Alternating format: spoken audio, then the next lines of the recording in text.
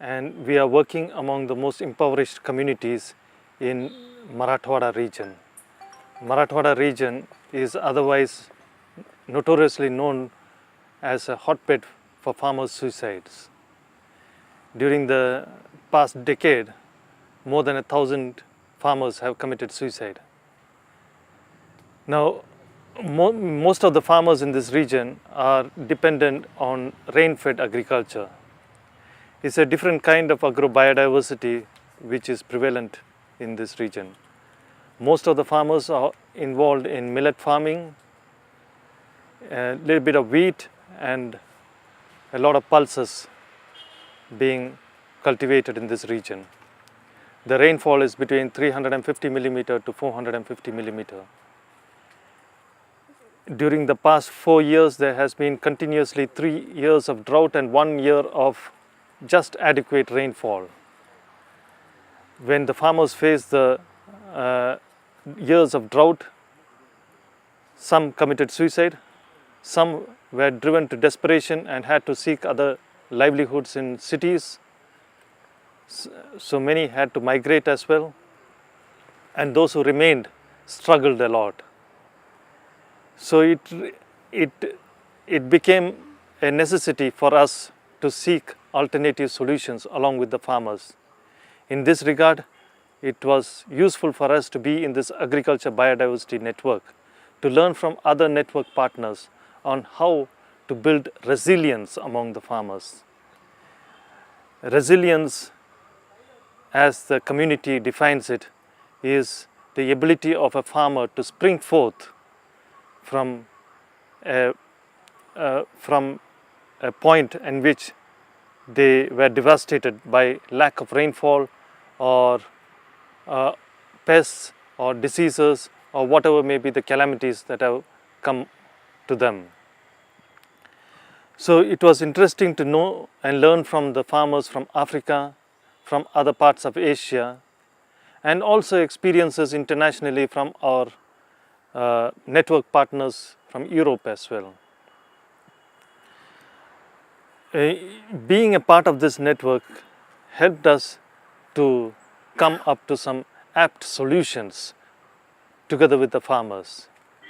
In our communities, we are involved in the establishment and management of community-based seed banks. Seeds are very vital. There are traditional land-raised varieties of crops that can withstand drought, that are tolerant to certain diseases, and which require less resources to cultivate. So we as an organization, we are promoting such seed banks along with the farmers. Secondly, we are also involved in watershed management. Water is life, and it is more so for the farmers who are directly dependent on water for their livelihoods. So in this regard, we are involved in reviving traditional water conservation mechanisms, in building check dams, deepening and widening of rivers, strengthening of stream banks, building of farm bunds, and also cultivating certain species of plants along the streams and along the farm bunds, fodder crops as well, and horticulture crops as well. So thereby, this is another aspect of conservation and strengthening of biodiversity in the region. We also believe that local markets promote local biodiversity. Local markets where farmers have direct interaction with the consumers. So in the consumers at the local level know what are the local produce available, and there's a demand for those local produce. Farmers in turn are able to produce that which the consumers require in terms of the local menu, local eating habits and so on. So this is another aspect of conserving agriculture biodiversity. And in times when farm incomes fail, we also have to look at other mechanisms to keep the farmers beside the farm. So one of those mechanisms is also building some micro enterprises where they can, in which they can rely on, which can supplement their incomes. These are some of the learnings which we learned from our partners on how to build mechanisms for supporting micro enterprises.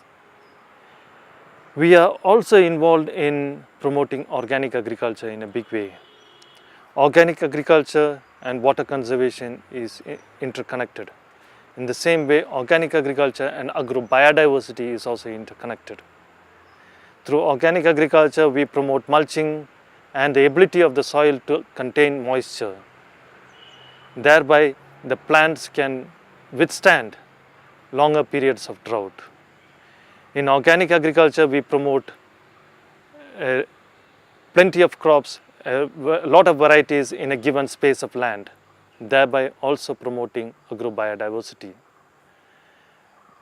In organic agriculture, we also promote the concept of participatory guarantee system, a system in which the farmers themselves guarantee their produce as organic. They set their own local standards, they set their own mechanisms to peer review their farmers, the farms of their farmers in the group, and they also together market their produce in the local markets. So this way we promote organic farming and we also promote agro-biodiversity in this way, and we shared our learnings with other members of the community. And this platform gives us an opportunity to share and learn from others, not only we as representatives of the NGO, but our NGO was also able to send farmers to this forum to share their experiences firsthand. It also gives an opportunity for the farmers' voice to be heard. Therefore, we really appreciate and I thank the ABC community to making this possible. Thank you. Climate change is inevitable. It is happening. All efforts are ongoing for mitigating climate change, but it's also the time to adapt to the climate change. So during this particular meeting, we are focusing on ways to adapt to climate change. Ways include how and what kind of seeds to preserve and promote. Secondly, what kinds of markets and trades should we follow is more appropriate to adapt to the climate change for the small and marginal farmers who are the most affected by the climate change.